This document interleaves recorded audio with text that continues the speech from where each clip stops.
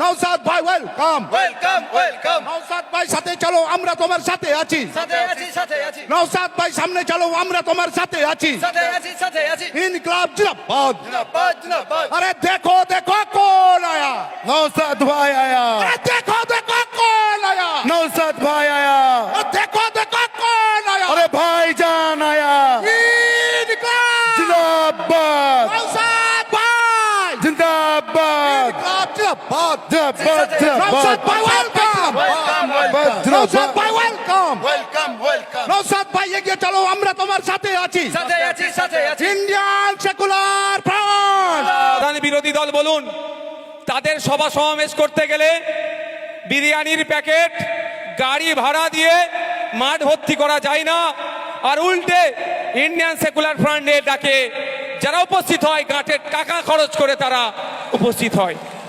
ধন্যবাদ জানাই আপনাদের। আমরা আপনাদের দেখে লড়াই করার সাহস আরো বাড়ছে আমাদের।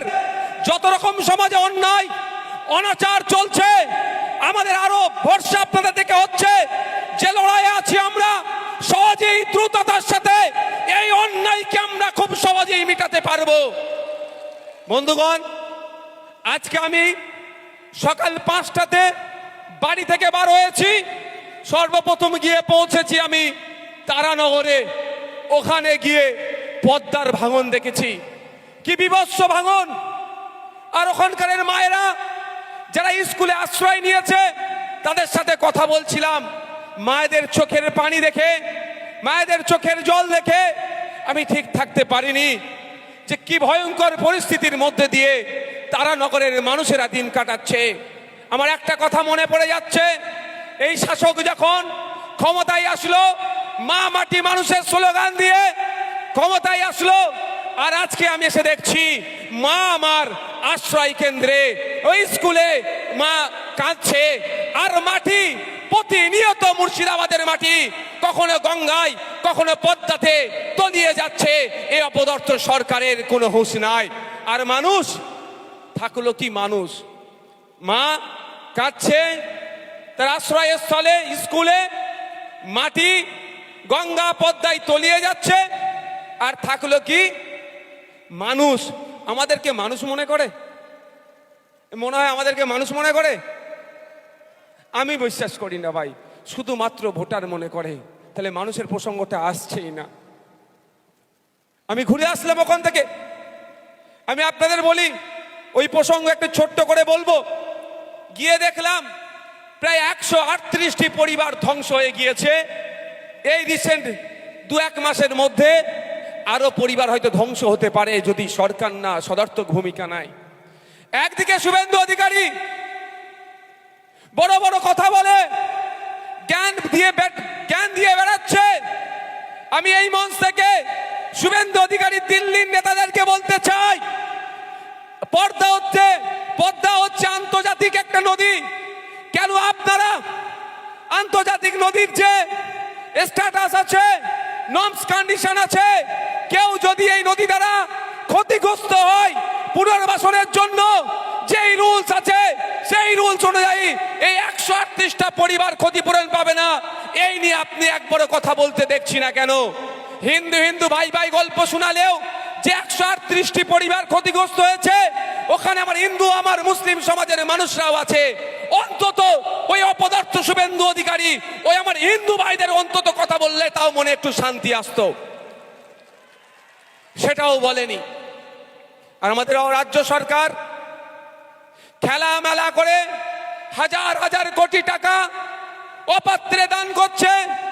ওখানে কংক্রিটের বাঁধ নির্মাণ করেনি, গঙ্গা বক্ষে তলিয়ে যাচ্ছে।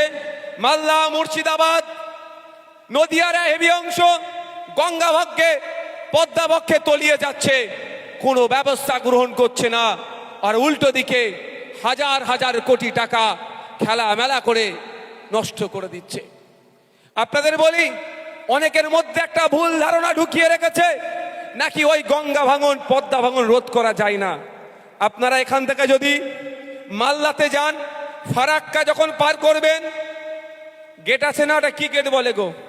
ফারাক্কা ব্যারেজ আছে তো, তার থেকে ডান সাইডে নতুন আর একটা ব্রিজ তৈরি হচ্ছে না ভাই? হচ্ছে তো নাকি?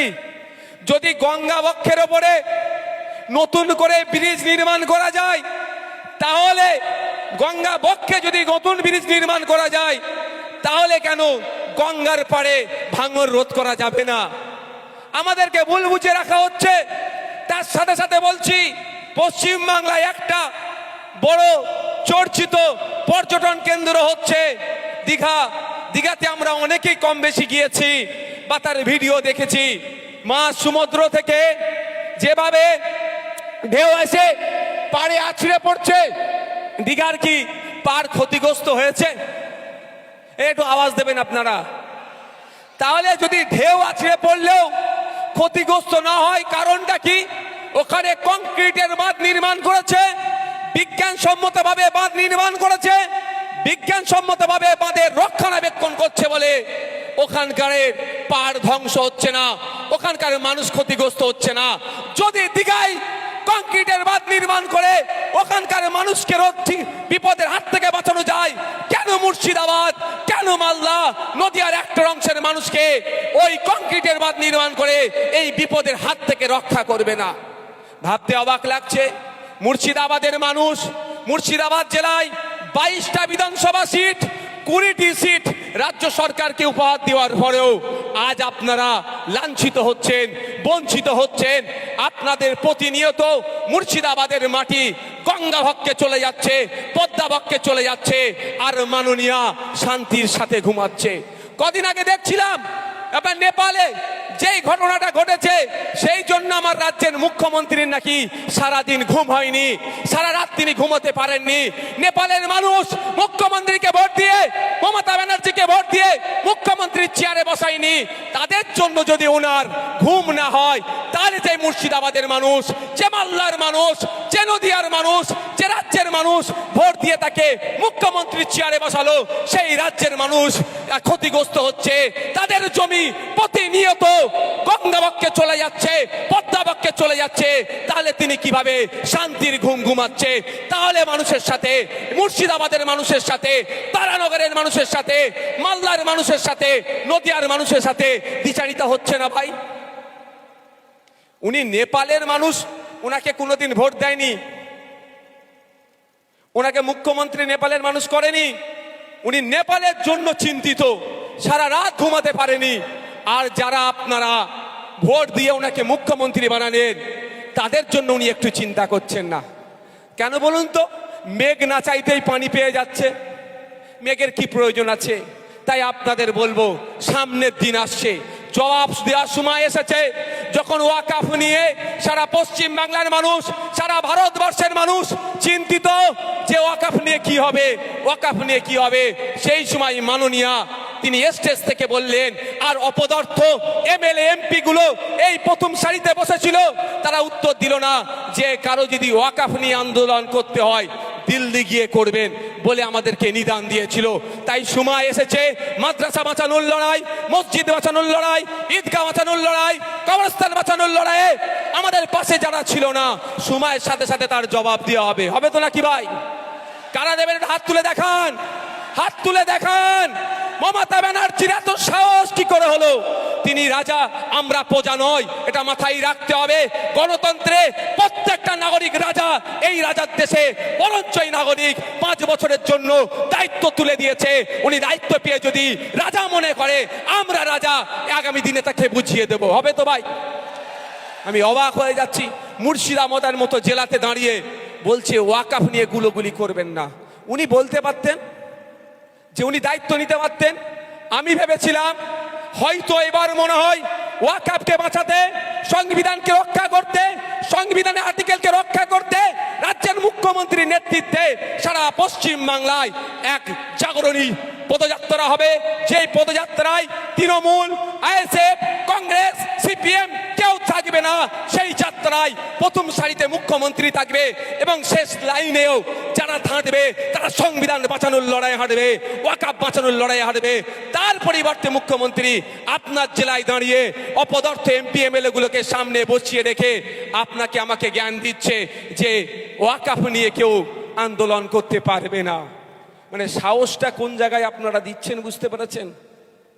আপনারাই সাহস দিয়েছেন, ভোট দিয়েছেন। আপনারা ভোট দেওয়া বন্ধ করে দেবেন, আর কেউ চিনতে পারবে না, লাইট আর থাকবে না। আমি কারো বদনাম করছি না, আপনাদের এলাকায় একটা দাবাং নেতা আছে, আইএসএফ এর নাম শুনে খেপে ওঠে। কে বুঝতে পেরেছেন?